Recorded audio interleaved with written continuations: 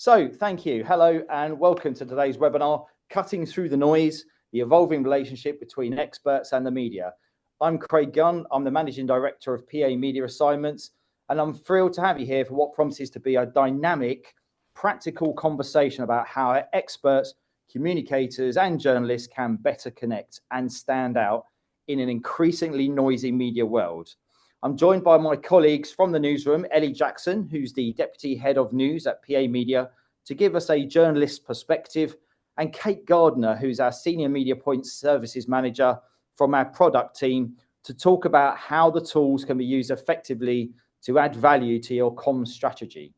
So, just to set the scene, we're all operating in an information-saturated environment with academics, analysts and influencers, and even AI-generated voices. They're all competing for the same attention. So what does cutting through the noise actually mean today? We'll look at the idea of an expert and how that role is shifting. What makes somebody credible, quotable, and genuinely useful to a journalist who are obviously moving very quickly and need clarity and not clutter in their day-to-day.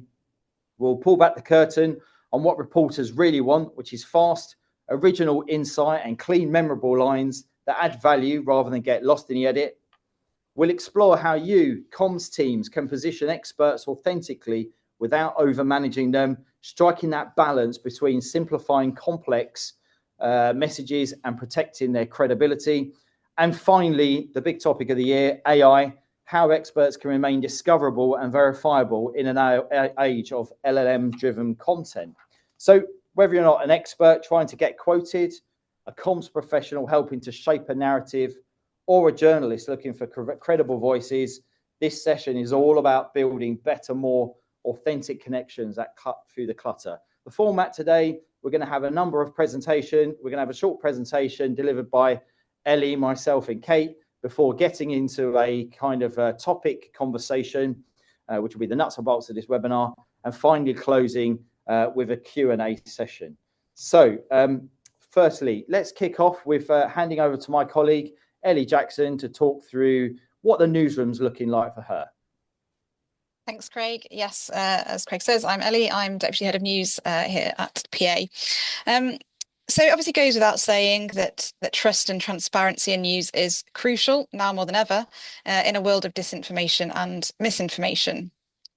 According to the Reuters Institute's latest digital news report, only about 40% of the public across 47 countries said that they trusted most news most of the time. So the concern there is that this may be playing a role in the public turning away from the news or seeking out non-journalist figures to stay informed. The core values of those surveyed when it came to deciding which outlets to trust were transparency, high standards, and representing people fairly. Now, of course, those are the standards to which most journalists would aspire, but public perception of trust and being trustworthy isn't always the same thing. So the challenge for us is to show how we live up to those expectations. On to the next slide, please, Craig. So building that trust is more complex amid today's media landscape, especially with the rise of AI-generated content. UK audiences are shown to be uncomfortable with the idea of AI-written news, and they worry that it's making news less transparent, less accurate, and less trustworthy.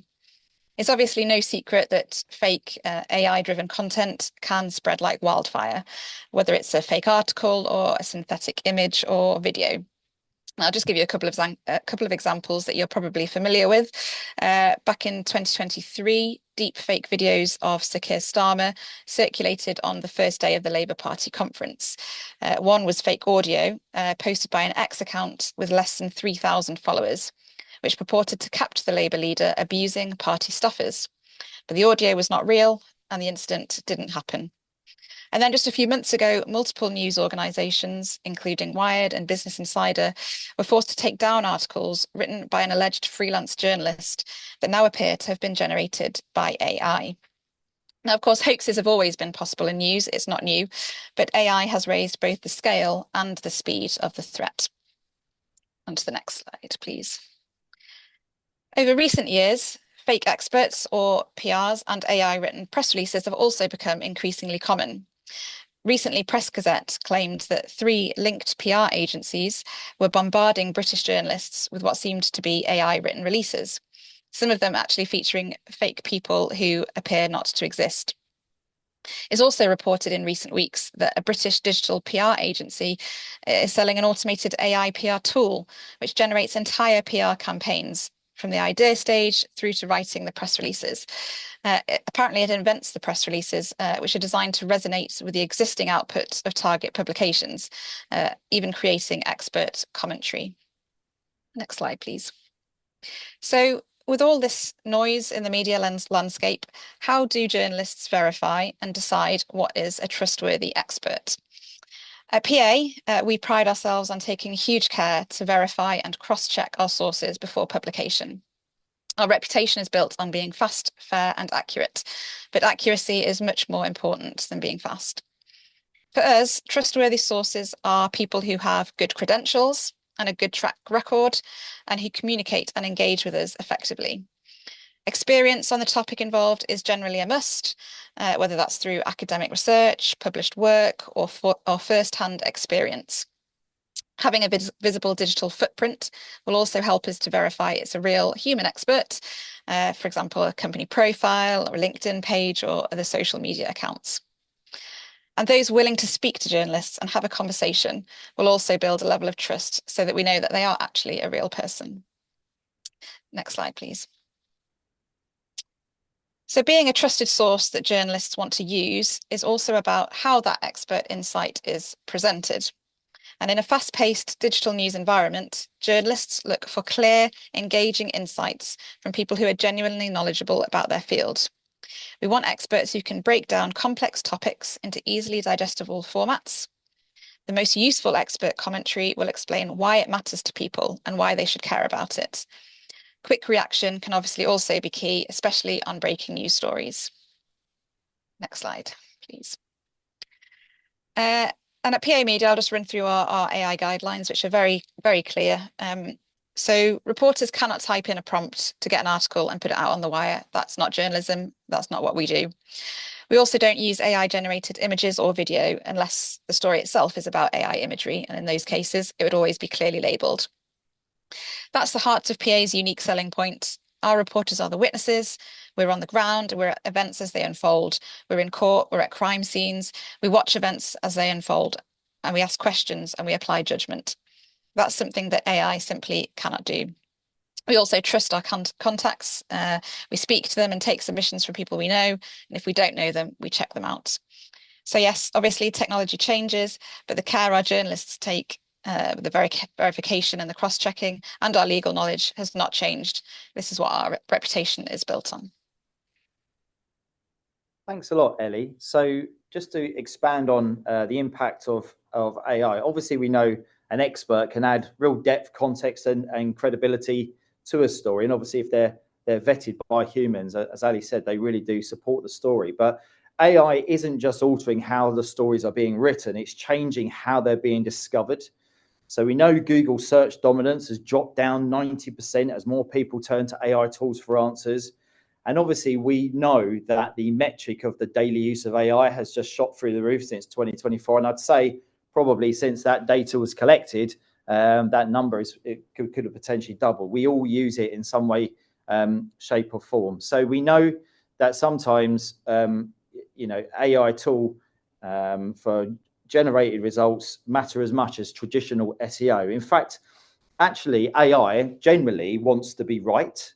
And what I mean by that is when you are trying to discover a key piece of information, AI is drawing its citations from very valuable places. And actually, in the new currency of PR, for your brands and your message, it's not really about whether or not the brand is being made aware to the public. It's whether or not they are discoverable. And that's important. But the thing about machines, they can find you the information, but they can't give us that really important trust metrics. Do you trust it? And I guess that's the next frontier for all of PR really, is about that kind of level of human trust. That it's quite a small number of citations that AI found refers to news or journalistic sources. So that seems quite low. So you assume the other 91% of sources are from Reddit or social media. However, clearly, if you are looking for topics where you are looking for some trusted outlets, or it's a breaking news story, or say, for example, you need to make a really critical decision about a family member's health or a financial situation, you're more likely to look at the AI-generated citation when it has good evidence-based citations from news media, from expert voices. If it's a money matter, we want to know what the real Martin Lewis is saying, not what the fake Martin Lewis is saying. But obviously, building journalist relationships is still really, really important. I think when I talk to my PR customers from day to day, it is a real challenge to contact with journalists in this way. But I think building those relationships has never been more important to establish brand reputation than ever before. When we think about those key citations from media, that written content, visuals play a huge part in this. Now, if we cast our minds back to a few weeks ago, the tragic but spectacular imagery of that cargo plane that crashed in Kentucky. Interestingly, when the BBC led with that story, the first thing they did was talk to our counterparts in the USA, the Associated Press. And the question that was raised first and foremost is, was this video footage true? Was it real? And interestingly, in this world of fake news, because it seemed incredible, that was the first question that people were looking for. So clearly, in our day-to-day, it's important that we look at that trusted visuals combined with an expert view, and AI wants to look at both of those metrics to give us what's really, really important and give us a truthful output. So AI may change definitely how the content is being found, but it's still human-led storytelling is what makes it believed. I'm going to hand over to my colleague, Kate Gardner. Thank you, Craig. I'm Kate Gardner. I am a former PA journalist, and now I look after PA Mediapoint services and our new products. And in light of everything that we've been discussing so far about experts and verifying experts for stories like Ellie's talked about, we've created this new product called Expert Hub, which we launched earlier this year. Expert Hub is an expert database which will connect journalists with experts that are verified in real time. So the expert database sits at the heart of our PA newswire, and the expert commentary is surfaced at the time that stories are breaking. And the thing that's really exciting about this is that because we are PA, we're trusted with all of the UK and Northern Ireland media organisations. These experts can get really great visibility, but because we are PA, we are really, really tough on the vetting of the experts and making sure that they are who they say they are, and we have that trust. Because trust and verification is something that we don't want to actually compromise on at all. So if you look on the screen here, we've got a little example of one of our expert profiles on there. And during the vetting process, we have, for all our experts that we have on our database, we run through rigorous questions. We have portfolio links, like Ellie said, to see that they are who they say they are. We have a phone call with everybody, a video call actually, to verify who they are. And we only accept experts that are actually of expert level quality. So you can actually say that they are a genuine expert in that area. And the reason why we've done this is for several reasons. Obviously, we've seen the rise of fake AI experts causing trust issues. And we know that newsrooms want reliable quality expert voices that they can use as the stories break. And one great thing about us being PA, we do a lot of the legwork for journalists here. We actually vet and verify the experts so that they're ready to go when the stories are breaking. I mean, obviously we say, do your due diligence too, as journalists, as you always should, but, we've got the PA stamp of approval here. So I think the human angle there, the human interactions is what makes this really, really exciting. Next slide, please, Craig. So this is an example here of how our newswire looks within our Explore system, which, as I say, is accessed by 100% of the UK media. In the third one down there is one of our expert views, which is an expert comment that's been put in into our system, checked by a sub-editor, and is run on the newswire as a standalone expert view, which links to one of our stories there. So this one's on a vaping story, which is run under an embargo. And this is really front and center, clear, easy for journalists to see, not just PA journalists, but any journalist using our system and our services can access that comment, and they've got expertise there right at their fingertips. So not only can our experts be listed on the database, for journalists to find, they can actually tell us what they're thinking, what their views are on these topics, insert themselves into that conversation. And we know that they're all genuine experts in that field. Next slide, please, Craig. And then this is just another quick look at the product. So this is an actual expert view itself, and that's what it'll look like when it's sent out. And you can see on the side there, linked down, that's the main story. So it's really easy to navigate around. So any journalist looking for anything on this story, they can find the view straight away. Next slide, please, Craig. And it's only early days for this as a product for PA. Obviously, as things grow, we are getting more and more experts on the database as it stands. But we've had some really great success already. You can see on the screen here, this is the customer that we just showed you the expert view from. They've had fantastic results getting the media from stuff that's actually being covered in both PA stories and also views that were just run on the wire and PA didn't actually use in their content. They've had TV interviews as a result, as loads of press coverage as well in the media and online. Next slide, please, Craig. And here's another example from IOSH. They were invited to be on LBC radio shortly after they used their first expert view and had that on. It's all about the timing. It's about having your experts there ready to go when that story breaks so you can be in that conversation. And any experts that we have on the database, as I say, rigorously vetted, so they've got the PA gold standard stamp of approval, which I think is a really powerful thing to have in this age of misinformation. Next slide, Craig. Thank you. Thank you very much both for your contributions. We have a QR code on this slide. If you want to screen grab it, it will be shared at the end of the presentation. If you want to find out more about PA Mediapoint and PA Mediapoint Expert Hub. But thanks very much for your contributions. So just going to stop sharing my screen. Great. Now we're going to get into a discussion, actually, which is going to be fascinating across myself, Ellie and Kate. And again, as the discussion's evolving, if you want to drop any questions in that are pertinent to the chat, then more than welcome to do that, and we'll try and integrate it. But the first one actually is to both of you, Ellie and Kate. So what does cutting through the noise actually mean in today's media landscape? And I'm going to go to Kate first. What does cutting through the noise mean to you? To me, I would say cutting through the noise is having that right voice at the right time, saying something that's actually of interest and adds that expert level of knowledge to a story, to either move it in a new direction, to explain what's happening in a really sort of accessible way that might actually, really simplify a complicated topic. But it's about having that ability to be seen as the media, as a trusted voice that can actually get that message across well. Ellie, I don't know what you think about that. Yeah, 100% agree with that. We obviously get tons and tons of expert comments on breaking stories, especially when you've got things like the budget, for example, coming up this week. And if somebody can actually look at those policies that are being announced and be able to break it down and tell audiences why it matters to them, why they should care about it, then that's what's going to really stand out, and that's the sort of stuff we're going to want to use.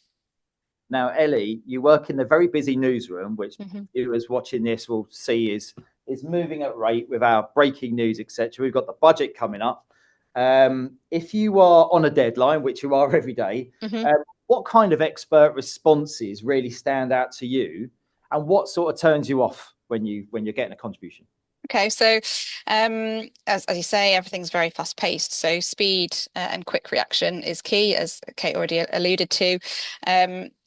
Talking about the budget, we know that's going to happen. We know quite a lot of the policies already that are likely to be announced. So if people are already preparing those responses and can send them as soon as Rachel Reeves has announced them, they stand a much better chance of us using them. That being said, it does also, those responses do need to be relatable, as I've said, explaining why it matters and why people should care about it. If we get something through that's overly complicated, even if it's the first one to land in the inbox, we're not going to use it. That would be an instant turn off. Okay, so keep it simple but accurate. Exactly. Really important thing. So we talk about experts as if we all know what an expert is. So do you think, and this goes to Kate, whether or not the definition of expertise has changed, particularly if we think about some of the voices we hear in our day-to-day, particularly influencers and thought leaders on social experts. So what does an expert mean now? I think you're right, Craig. There has been a change. There are a lot of voices out there now, which influences that obviously a lot of the younger generations listen to and pay attention to. And I think some of those probably are experts in some of the areas that they work in. But I think we have to be careful and have caution that we do actually look at what these experts are and what their qualifications are, what their body of work is to actually qualify them as experts. So, for example, in the example I showed there, the vapes industry leader that was on there, it might be sort of thinking, oh, well, why are they an expert? Are they promoting their company? Well, of course, to an extent, everyone's promoting themselves, but in actual fact, that company on there, they're a very strong lobbyer against the government about, getting rid of single-use vapes. So actually, they are very knowledgeable in that area. I think we just have to look at what the editorial bar is for an expert, and we do have a high editorial bar. We want them to be of quality and actually be able to say something, not just going to be promoting themselves all the time. We want them to actually be moving that conversation on. And I suppose in my day-to-day, I advocate very much when talking to comms and PR people to keep the brand, for example, quite low down the message and really just focus on the story. I wonder if Ellie, your sentiment when getting impact or getting news from a brand, does that change how you then listen to that story? Or yeah, I mean, it can be a turn off if they are, genuinely just trying to promote their brand and there's nothing of substance in what they're actually saying. But as Kate said, doesn't just because they have a brand doesn't mean they're not worth looking at. If they do have something that's useful to say, then we will look at it. I think it's just the way it's presented, I suppose, is important. So I'm just going to take you up on that point. So if there was what's the one thing that experts and comms teams could stop doing tomorrow just to make your life a bit easier? Cluttering up the inbox with too many unusable things. Okay. we get hundreds. That's not an exaggeration. We get hundreds of emails a day. I was about to say, like, how many press releases do you get just in your topic area? I mean, hundreds an hour actually. If we look at our news desk inbox, if we don't look at it for whatever reason for half an hour, there will be at least 100 will have piled up. So yeah, it's a lot. So what stands out when you get a press release in? Yeah, so I think something that I would say is, don't attach your pitch to a Word document. Don't attach it as a Word document to the email. Always put it in the body of the email because we haven't got time to open a document as well. So put it in the body. Make sure you're saying who it's from and why it's someone relevant straight away. Putting contact details on is really good as well, because we know then that they're prepared and willing to speak to us. Someone who doesn't want to speak to us or isn't easily contactable, we're just not going to bother. Yeah. That's a big no-no, isn't it? Offering an expert and then not being available. They're not being available. Yeah, 100%. So Kate, you must have, in the kind of iteration of this product, obviously it serves two customer bases, doesn't it? It serves an expert and a comms brand, but it also serves a newsroom. So what kind of conversations were you having with journalists to kind of put this product together to make it work so we can have this kind of synergist relationship? Yeah, that's an interesting question. So we were very keen to make sure that it served both customers, equally well. But from the journalist side, what they wanted was clearly viewable content, so it's not hidden away. It runs through the newswire, but it doesn't swamp the newswire, it doesn't flood it. If we had, like, for example, the budgets this week, if we had a lot of views on that, we consolidate them all into one file. So it's like, basically it's a live reaction piece that builds for them there. We make sure that the comments the experts can put through, can be as long as they like actually on expert views, but we do encourage them to actually think about how they write in the way that the news desk wants. They don't want masses and massive, you want a few lines, really getting the point across, and then they can follow up for more. The database itself is really easy to navigate, to search, to find the experts that you want, either in the categories or the keywords. We've thought long and hard about, the information that we have displayed, which actually makes the journalist's job easier. They can actually hone in and find the content that they want proactively themselves, as well as, seeing a view that they might come in and think, oh, actually, yes, that's good. And of course, we've got an expert hub manager who manages the whole service, and he's fantastic at doing outreach on both sides, to flag, this is a story you might want to get your expert commenting on, and to the journalist, these are the new experts that we've got. So it's a really well thought out product. It's unique, I think, in the market because we are where the journalists are. Our experts are there at the heart of it. With the newswire, which no other expert database, can offer really. Fantastic. And obviously, I think some people sometimes struggle to get their voice heard in media. So whether or not it could be a niche topic area or a very small charity with a singular mandate. So what's your hope for those experts, who have traditionally struggled maybe to get into media, Kate? So for those experts, we have a lot of charities, smaller charities that use our Mediapoint services. And for them, I think Expert Hub is a real great opportunity because they're not always in the conversation. They don't always have, stories that they want to actually, talk about or get their expertise out on.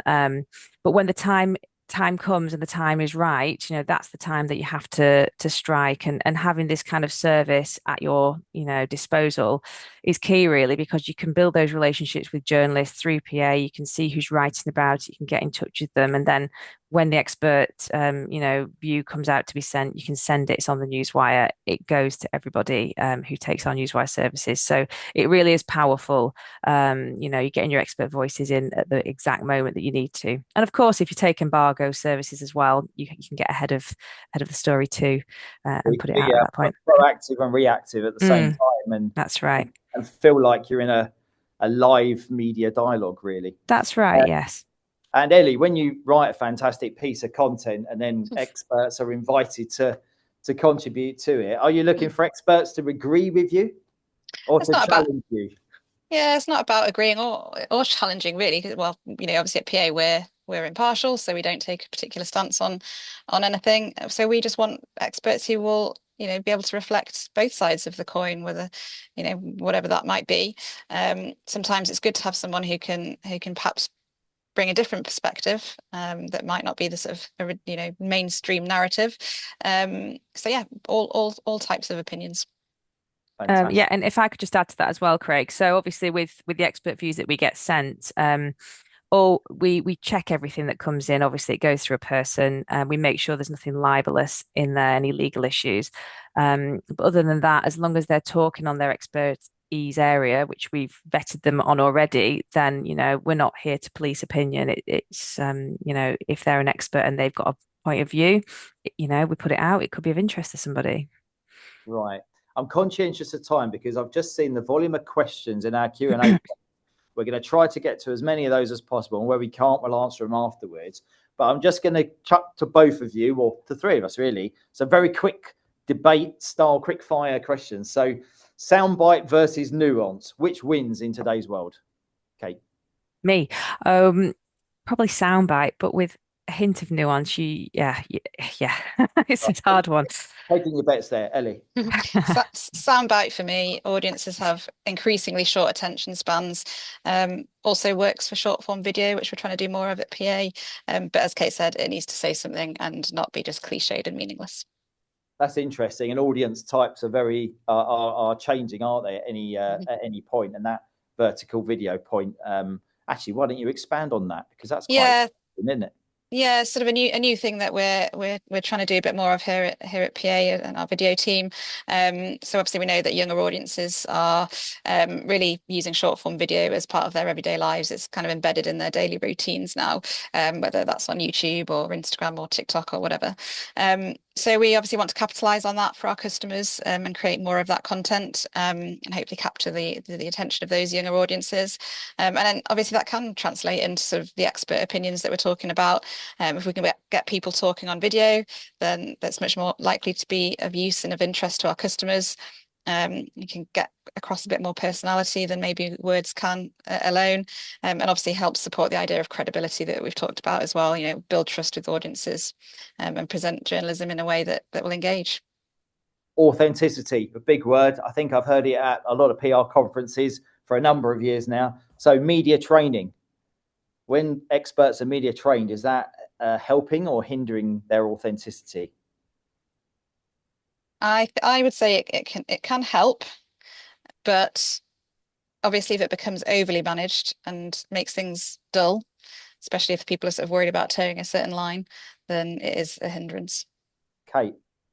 Yeah, I agree. I think it helps if maybe you're an academic and you work in a really sort of academic field, maybe a bit of media training could help you actually, communicate in a slightly more engaging. I say engaging, that sounds horrible. In a way that's more interesting to the media.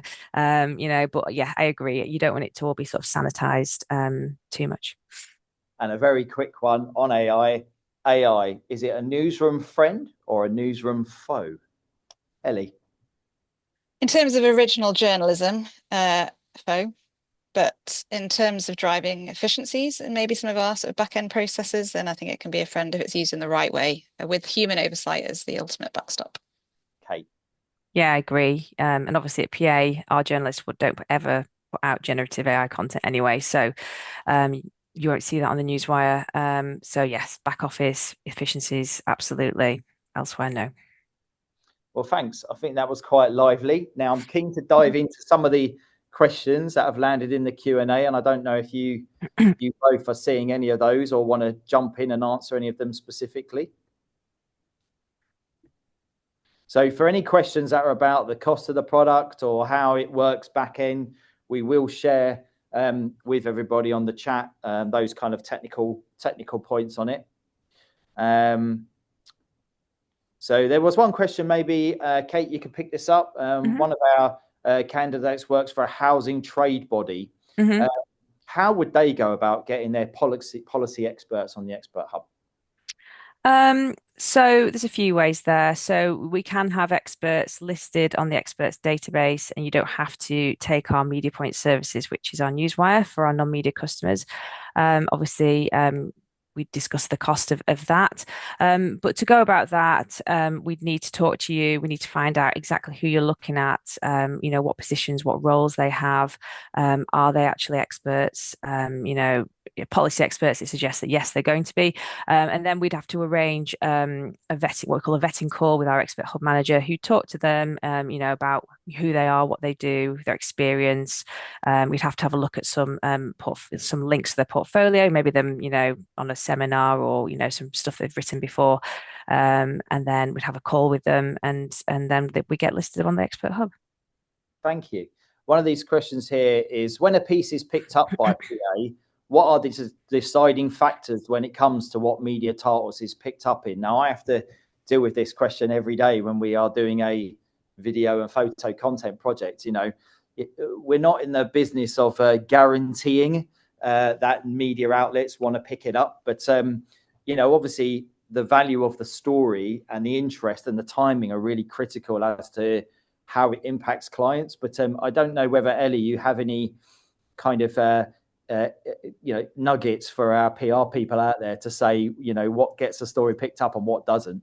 Yeah, I mean, yes, obviously, as you say, we can never guarantee that any or all of our customers will take what we're putting out, but we obviously on the news desk work very hard to make sure that the content that we are putting out there is of interest to as many customers as possible. We want it to be as widely picked up. That's the point of what we do. So I mean, when we're looking at stories, obviously we're working across a lot of different titles, Our customers have a very broad audience base, so we kind of want something that is going to appeal to as wide an audience as possible, something that is of national interest, not too local. It can be a local story if it's going to be of interest nationally, but it does need to be of sort of national interest. Yeah, that's sort of it, really. I think it's just making sure as many of our customers as possible are going to be interested in the story. Fantastic. And when we talk about different audience types, so there's just a question that kind of expands. You touched upon the vertical video format, which obviously for people in a certain generation and social media is very interesting. So I just wondered if there was any kind of expansion you could do on that kind of vertical format. Like how can the viewers of this seminar, how can they submit that content, and what could that content be? Is it talking head vertical content you need, or is it written submitted quotes? What does it ideally look like? How do they submit? Well, both really. If you have got something that an expert would like to comment on, if we can get some written comments, so that myself on the news desk, who's sort of primarily focused on the word side of things, if we've got that, then that's great. But we obviously are keen, our video desk is keen to also be able to sort of complement that with some talking heads on video and those short form videos that we spoke about. So yes, if you've got both, I mean, that's ideal. It's potentially going to make you stand out among the crowd. Fantastic.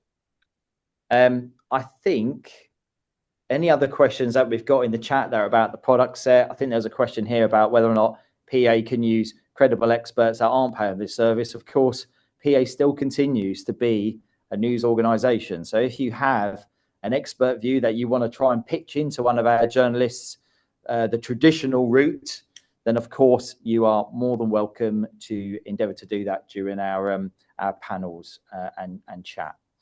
What I'm going to do is just to wrap up is to share back onto the screen the QR code to find out some more information. We shall go away and pick up any of those questions and relay them back to the recipients. But thank you, Ellie, for joining us. I know you've had a very busy day, and Kate, with onboarding lots and lots of new experts. We've had a deluge of people wanting to talk about the budget coming up. So good luck to both of you and your workflow on that. And obviously, thank you to the CIPR for allowing us to partner with them on this presentation.